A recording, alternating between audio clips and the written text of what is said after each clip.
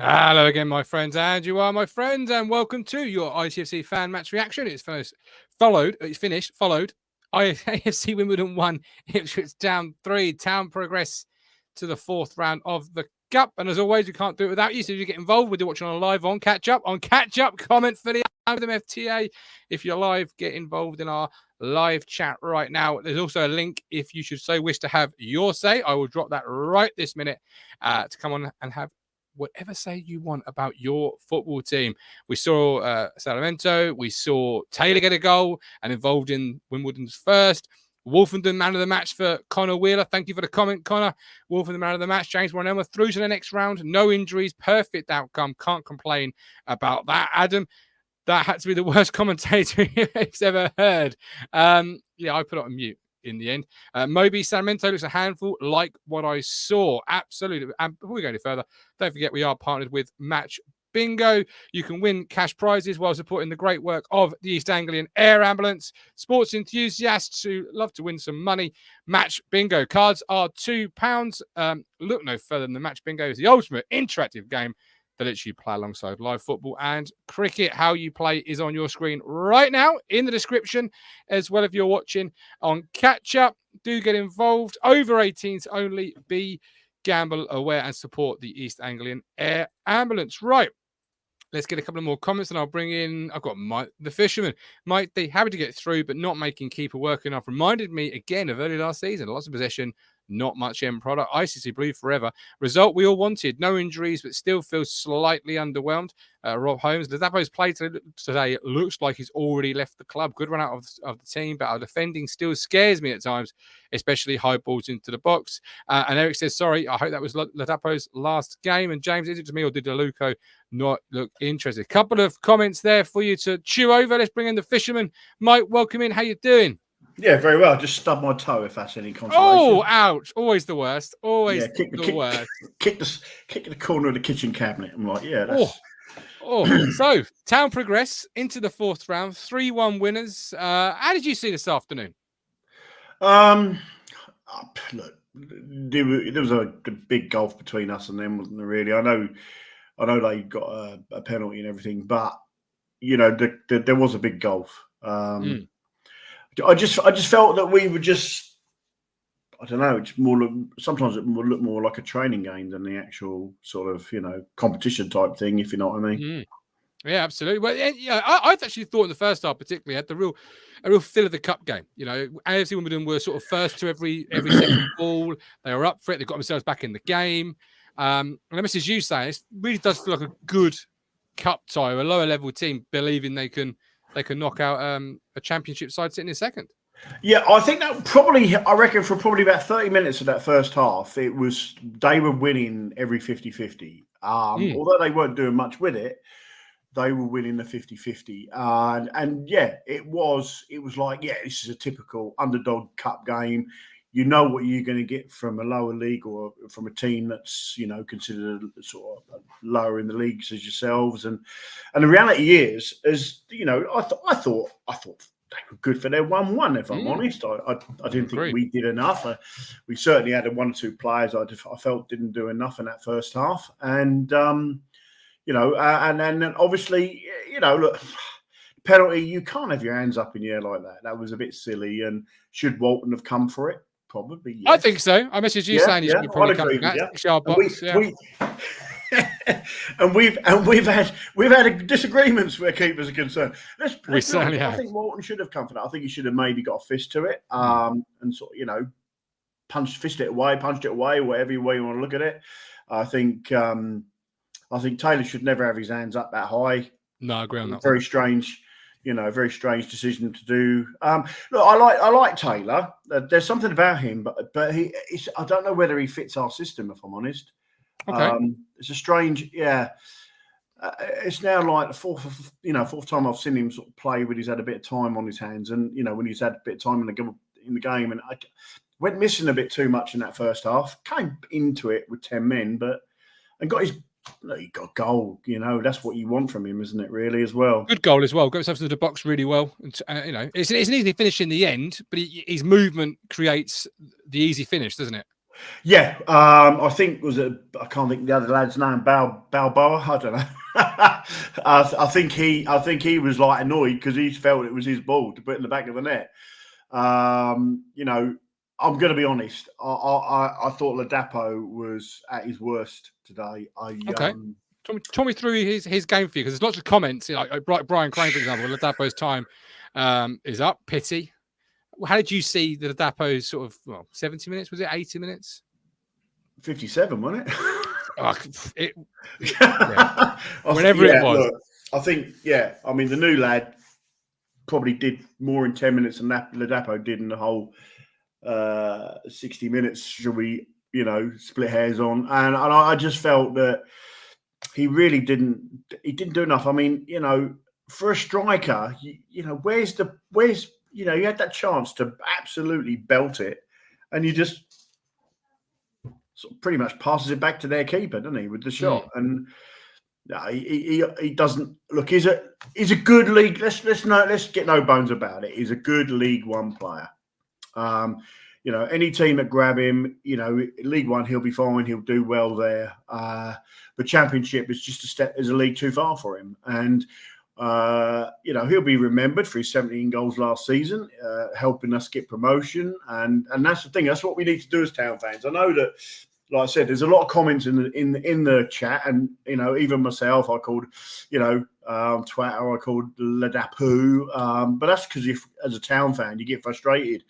But in all fairness, let's be real. He's given us a good time, and I think it's time for him to move on. Pasture's new. Go back to League One, maybe in Oxford or somewhere like that, or even Derby or somewhere like that. That where he can, maybe play in that partnership, which probably suits him better. Yeah, I mean, obviously the club's progressing at a lightning speed. That's the exciting thing as a fan. You're sitting second in the Championship. Yeah. Not many, if any, Town fans would have seen that. He has been a great player for us in League One. Good goal return last season. He's chipped in with a couple this year. I just look at Ladapo and I look at the style of play, and I just think, does it fit? Is there a marriage there between how Ladapo is as a player and how we ask our strikers to be? I don't often see that, Mike. There's a massive difference between how Hurst plays and Ladapo plays. Ladapo, I feel, I think he needs that partnership. I think I said it last season. I think he does actually need that partnership, someone to work with and build a partnership up. Whereas Hurst, there's been many fans, which I find shocking, that have sort of questioned Hurst. I'm like, it does, for 80, give your head a waddle. There it is. He loves that. He loves that. I do love 80. It's quality. But yeah, so for me, Hurst does a lot more off the ball and opens up and holds the ball up better. Again, to Dapper today, a simple pass, the ball back to I think it was back to Morsey was poor. Although he got it, it was like off the ground, no simple flat pass along the ground from a one touch. And I think as a player and as the club was going forward, that new player, he came in and I thought he was quality. I do agree with one of the comments though with the Luco. He didn't look that interested, did he? I don't know if he had long enough to sort of judge that, if I'm honest. I thought he got on the ball. He did what a Luco likes to do. Gets on the ball. He's rusty. Let's be honest. He's not had enough game time. It must be quite difficult. But I don't know if he had long enough to really sort of judge that. Mike D says, good to see Broadhead having a good game. I'd start him up top Saturday. I was actually quite impressed with that. I know obviously it's AFC Wimbledon, no disrespect to them. They're not Sunderland, etc. But I was really quite impressed with Broadhead in the sense of how he managed to bring other players into the attack and link that up well, which is what we kind of need from our focal point, that ability to hold the ball, but also bring your wingers into it. Broadie today was probably my man of the match. Okay. I thought Wolverton had a good game. I thought, for me, I thought Morsey had a good game. He always has a good solid 7, doesn't he, Morsey? Broadhead for me. I thought then again, I thought Harness worked his socks off today as well. Yeah. Harness has been a bit of a surprise package for me this season because I felt that maybe it was a league too far for him, but he's come in, he's run his socks off. He gives gives 110%. Broady today was back to his best. He was, like you said, holding the ball up, linking players in.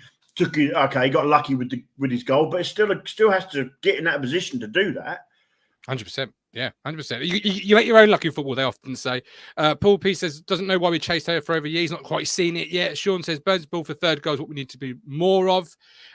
James says, Zappa just isn't counting for us. Time to go. Andy, let's hope that will help us kick on in the league. ITFC forever. Do we think Williams is known when Town's plans? Twinzoe playing right back, Clark, and even Travis being able to play there. I don't know about Williams there, Mike, but it was really pleasing to see Axel come through another game, in fairly quick, it's 2 in a week. It's not the being under as a pro football player, but as a player who's obviously being managed and had those injuries, it's good to see him come through another one and continue building and ramping that fitness up as Burgess goes off. That's again, when I saw him, I thought, 2 games in a row. Okay, we know where he's going to play. You can see the lineup. You think, right, okay, he's going to play on that side. Cam on the left. I thought Cam had a better game than he did the first time he played left back. I thought he was further up the pitch. I thought he was. Yeah. So the thing is, we've got good options, haven't we? And Twanzebe, for me, if we can keep him fit, there is a good player in him. There really is. But like you say, there's always been question marks about his fitness. And it's been. They played Monday, so second game in the space of 6 days, which isn't a huge thing, but it is a big thing for a player who we're trying to wrap back up, and we're going to need him in through this next period without Burgess. Got Fridgen and Wolfie, who actually looking at them two, Mike, they really look like a complementing centre half pair today and previously. Yeah, I'd read somewhere, probably on, I read something that there was a bit of interest in, but in Edmonton, wasn't there, from a league, from the Derby, or was it, or something like that? Portsmouth have got him high on their transfer list. I think having seen how he's played in the last couple of games and how he's performed, him and Wolfenden, Fridge looks back to the player when we first got him, Yeah, could it? Well, look, we sit here and question. We don't know what it's like to have the type of injuries as a professional footballers. So I guess from a psychological point of view, we don't know how it affects them. Now he got injured and he spent a long time out in the cold. You had Burgess coming in, and obviously Twanzebe came in, and Wolfenden, obviously. There's been even question marks about Wolfenden, but he's answered them. I questioned him and he's answered them. And that's. That's all we want as fans. We don't win it. We're not expecting miracles. What we want is, look, okay, we're questioning how you're playing. What are you going to say? How are you going to answer that? That's all I got to say. Wolfenden's been brilliant again. He's back to his best again. I thought he's been good all season long. I've not really bought into that. He's not played well narrative. I think he's been solid all season long. I think it's the body language police, as I like to call them. I think they sort of look at it and go, a bit slow on the ball or whatever. Yeah, I think that's my only gripe. I don't think he's been poor. I think he's been too slow with the ball sometimes. I think he in the past he's been far too slow with the ball to do something with it, and I think it has cost us. Again today. We were kind of, when they went down to 10 men, I called that when he got his first yellow. I said, he ain't lasting the game. He's going to get a second, because he made a tackle, I think, about 10 minutes later. And it was like, Just reading the chat there. Apparently, McKenna has said Brandon Williams was ill today. So get well soon. Brandon, but there we go. That again. Whenever a player whenever he's left out, is like about 1,000,001 things going around. It's madness. I've never seen it before. It's. But there's a lot of DMV going around, and there's a lot of illness at the moment. Not just obviously with general life. There's a lot going around my way in the schools and stuff like that. And I can imagine it's probably going around in the sports halls as well, Well, absolutely. Obviously, every player, most players have got families, and you've got nurseries going back, and those bring viruses. I know I've been ill terribly this week. Lewis Robinson, Twinzabi and Cam as fullbacks is square pegs and round holes. Good to get through it. through, but it was league to opposition who had 10 men for half an hour. Harps, no surprises with Sarmiento. If you've seen his highlight reel, great technical player with a few tricks.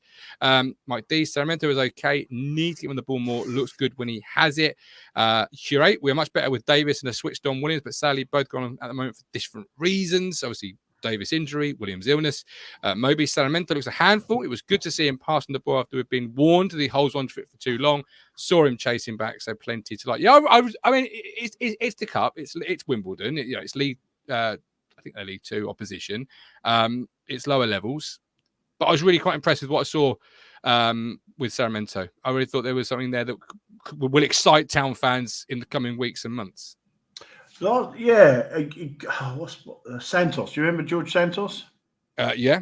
When he came, he done the same thing, didn't he? With his first debut, he came in and was and look, Brighton obviously rates him. McKenna rates him. He's obviously come in and gave a bit of an impression on the Town fans, and that's all you want. Look, Dane Scarlett didn't do that, and that's whether it was down to him or his attitude, or whether he just felt that he didn't fit McKenna's style, or he just couldn't. I don't know, but this player, Sarmiento, has come in and he's already said, well, okay, he looks a bit good, looks a bit tasty, and that's coming from fans that sort of can be a little bit negative, like myself. And obviously, there's I think somebody said about passing. I think Hutchinson sometimes holds onto the ball too long. I think he's been guilty of that a lot recently. I think he needs to, to either make the cross. The only thing I'll tell you what I'd like to see. I'd like to see Burns practice crossing a little bit more, because a lot of his crossings today was hitting that first man, and they need to go slightly further. Until the last cross, and that's the most important cross, where you got the third. Oh, well, that was not a cross, was it? It was a shot. Well, we'll call it a cross because it was outside the box. Cross shot. We'll call it a cross. We'll give him the credit. Sean did say earlier in the chat, to be fair, please can someone sit Amari down and tell him to pass the ball and not try to be a hero all the time. I actually think, Sarmiento, from the brief glimpses we've seen today, will offer something really extra on that left-hand side in games where you're chasing, or games when it's starting to stretch, because you have Amari or Wes on the right, pace and trickery. Sarmiento, who's lively and got good ball control, it looked like today. You're adding another option to your bench, which is what we were all after, really, because it didn't work with Dane Scarlett for whatever reason. And after that, you kind of had Marcus Harness, and then, well, who else could change a game other than Harness and Hutchinson? They're like you say, you're on sort of the last tea bags, aren't you? For me, I was like, okay, so why have we brought it? But then I was looking at the squad and I'm thinking, do you know what? That's another, like you say, it's another little sort of tweak you can do. And our style of football wears teams down. The way that we play, you can see. I mean, that last 15 minutes against Wimbledon, they were on their legs. They were proper, on their last legs. They were really tired. You could see that. And yet we still managed to get 3 players in the box, of which one put in the back of the net. I thought Wolford was unlucky not with his goal. He was offside, but he was just unlucky with his goal. Yeah. But again, that was the other thing I was thinking of the other day. I mean, Wolford was being asked to stay back, and Clark was telling him to stay back, and Clark was going up. I mean, if you've got crosses going in the box, you want your tallest players in there.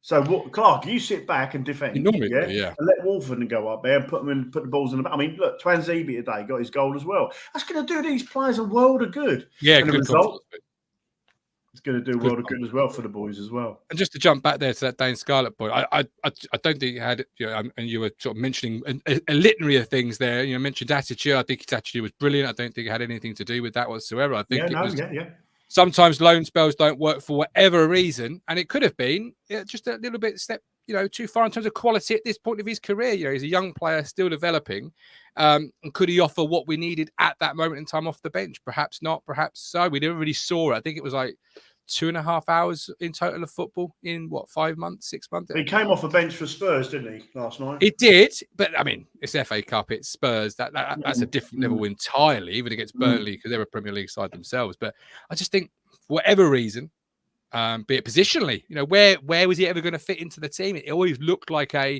where is Dane's best position? And And I don't think we ever really sort of solved that conundrum. Yeah, that was as well, wasn't it? It was stick 4 balls in a bingo machine and pick it out, because look, he's young, he'll develop, and there must be something about him if McKenna rates him. And like you said, Spurs felt that he wasn't getting enough game time, but maybe McKenna was thinking, actually, where am I going to fit him into this system? Where am I going to fit? Like I said, I don't always agree with some of the decisions that Kieran McKenna makes when it comes to substitution. Sometimes I think they're far too late, especially like against QPR. I felt we could have done something a lot sooner. But in all fairness, I would say 99% of the time, he knows what, like I said, he knows what he's doing. He knows exactly what we need, Mike. Go with the song, mate. He knows exactly what we need. Absolutely. Right? Absolutely. Go with the song. We'll finish on Trevor Ramos's question. Thoughts on Walton's performance? I know you're a goalkeeping aficionado. You're obviously having played for a litany of clubs in England at the highest level in goal, I'm sure. How did you see Walton's performance this afternoon? I think the only thing he did probably was the penalty. For me, I thought he was solid. I thought he was good with his passing. I think he was good with the, with any balls that were passed back to him. I think he was quicker with his feet, so he's obviously been working on that. I think he should have come for that cross. I totally agree with you. I think he should have come for that. And maybe then Taylor wouldn't have. But there's still no excuse for having your hands up in the air. I thought he had a really good game today. You can't judge that game on Hladky's performance, because as much as there's weaknesses to Hladky's game, I do think he's done well, and the stats back it up. So but Walton is, Hladky has a bad. If Hladky doesn't, what's the word? Look, if Hladky's form drops, well, I would have no problems in it. What was that, Cruncher's comment? Top save at 2 after Taylor's mistake. I thought it was a comfortable save, not a top save. It was straight at him. Good pace on the ball. Got to make those.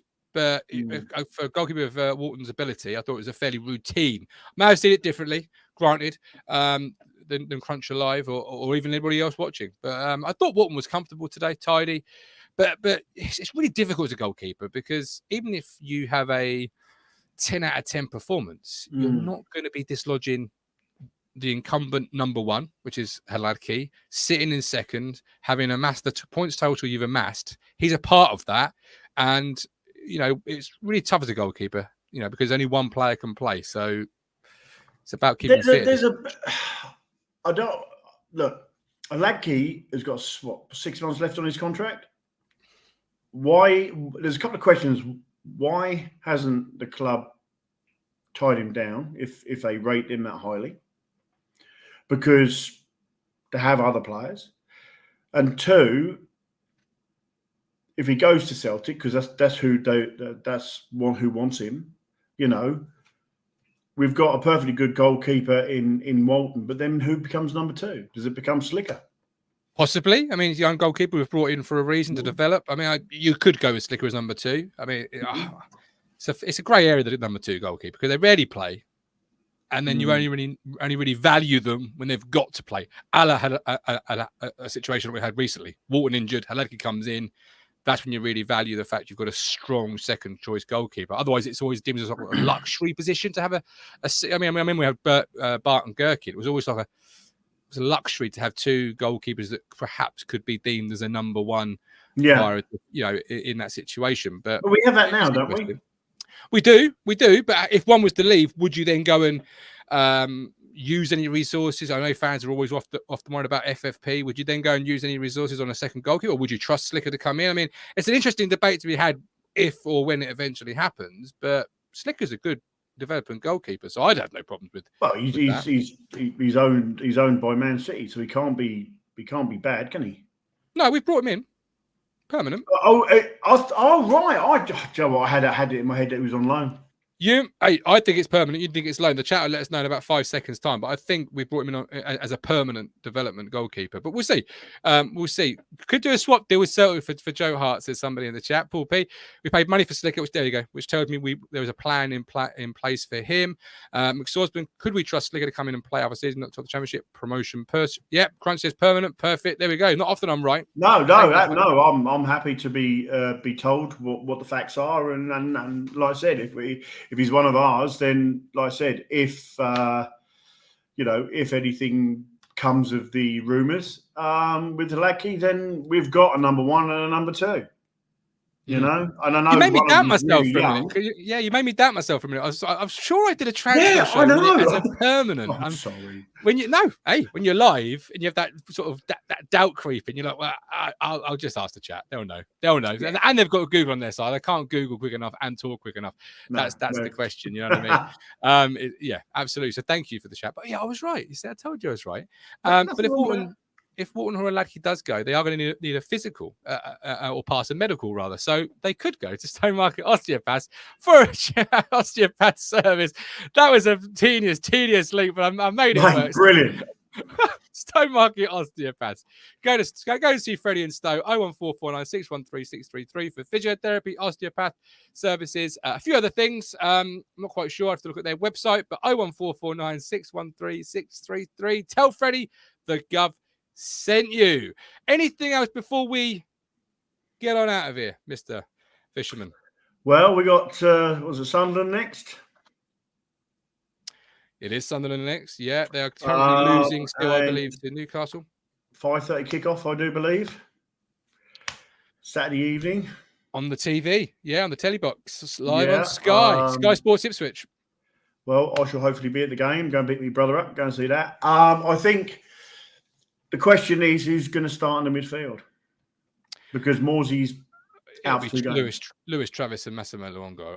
I would average a guess. That'd be my starting midfield too. Jack Taylor, big fan. Driving the Jack Taylor bandwagon. Not quite sure he's done enough to start yet. But is it? I'm not going to question Taylor's work rate because his effort. I just don't like where he's playing. I don't think it suits his game. I think he needs. I think he maybe. I don't know. It's tough. I don't think that suits his game. He's not a Luongo, Morsey, Travis all holding mids. Taylor is not. He's always been known as a mid, isn't he? Well, this is it. And there's nothing more I would love to see Jack Taylor get a run of game, particularly in the next 2 coming up. He's never let us down when he's played. I'm a big Jack Taylor fan. I drive that bandwagon, like I say. But you brought Lewis Travis in from Blackburn, who's got some good stuff being said about him, because I've been written about him. I think he's a ready-made player to sit alongside Massimo in Morsey's absence, and then the conversation for me switches actually to when Morsey returns. Does Lewis Travis stay in the team with partner Morsey, or does Lewis Travis come off the bench and you don't break up the Massimo Morsey partnership? I think actually that's the conversation we'll be having in about 10 days' time. But has Luongo's form dropped? There's been a few. It's hard to say. We've all dropped a little bit, haven't we? We have such a high standard that we've all.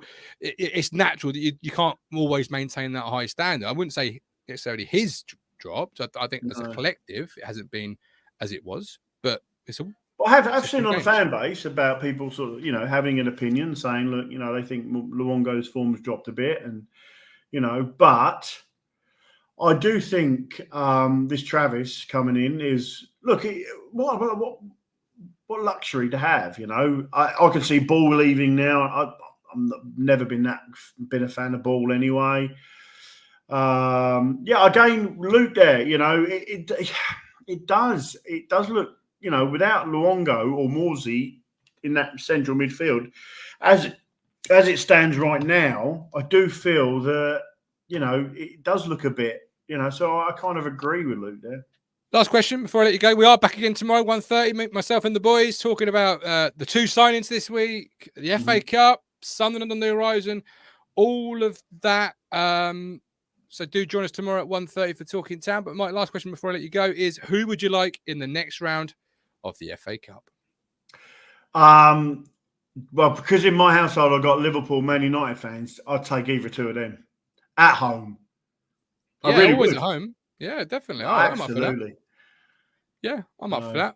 I do want a big tie, because if it's away, it'll be, I mean, either at home or away, but it'll be on the television for a start, which is always good. Gives you some more international coverage, and it's always good to play against a top Premier League side, and because we kind of seem to take cup games more seriously than previous counterparts in the dugout at Ipswich Town. So it'd be interesting to see what sort of lineup he puts out against let's say, for example, pluck it out of the air, an Arsenal, and then sort of how we match up against that. Very similar to how we did against Burnley last year. And I'm not saying we're going to come anywhere close to beating a team like Arsenal, but it's always good to just test yourself and have that big atmosphere and big occasion. I remember a very poor Ipswich beating Arsenal. Was it Priskin? Yes, it was Tamas Priskin. Yeah, it was. You're right. You know what I mean? So yeah. I mean, even the dodgy lot A140 beat Man City in one season. I thought they were going to win the Premier League. So there we go. But we'll talk about that more tomorrow. Thank you for watching the Match Reaction Show. He's been the Fisherman. I have been the Gov. See you tomorrow at 1:30. Like, subscribe, and if you're watching on Catch Up, FTA comment for the algorithm. We'll see you tomorrow. You make me smile when I think of you. If I get down or when I am blue, I can't get enough. Oh, yes, lover. You make me happy, I feel so fine. Oh, how I wish that you were mine. I can't get enough. Oh, yes, lover. Oh, please, lover. I woke up all soaked in sweat, chills running down my neck. I'm going crazy from just the thought of you.